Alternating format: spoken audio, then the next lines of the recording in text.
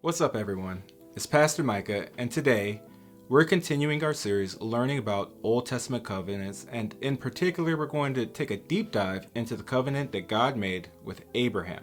Now, I want you to think of a time when you really wanted something. Maybe it was an event that you wanted to take place, maybe it was something that you wanted to buy, maybe it was a relationship that you wanted to have with someone. Now, think about how you were feeling. What were the emotions that you had? How did it affect your body, your mind, maybe even your faith? Don't stay in the space too long because it's not a healthy place to be. But the point I'm trying to make is that desperate situations are difficult by nature. Otherwise, they wouldn't be desperate times. There's that old phrase, desperate times call for desperate measures. When things are desperate in our lives, we have a tendency to do anything that we can to get out of them. And if things get desperate enough, we may even turn to unthinkable measures. But in the church, we have brothers and sisters in Christ to lean on, and we should feel like we can turn to each other when things get difficult enough. Hopefully, these situations get better one way or the other. And when we get on the other side of desperate situations, we should stop, think about them, and most importantly, learn whatever we can from those moments.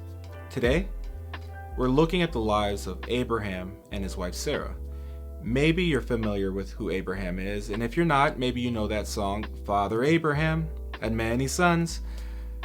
But as many sons that Abraham had, he didn't have them when he was a young man, and neither was his wife Sarah. In fact, for much of their lives, they were called Abram and Sarai, and their names changed after they had an experience with God, much like Paul, who we talked about before. But back to their advanced age.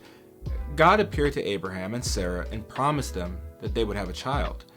Then he doubled down on the promise and told them not only would they have innumerable offspring, he also promised that their offspring would prosper in this world.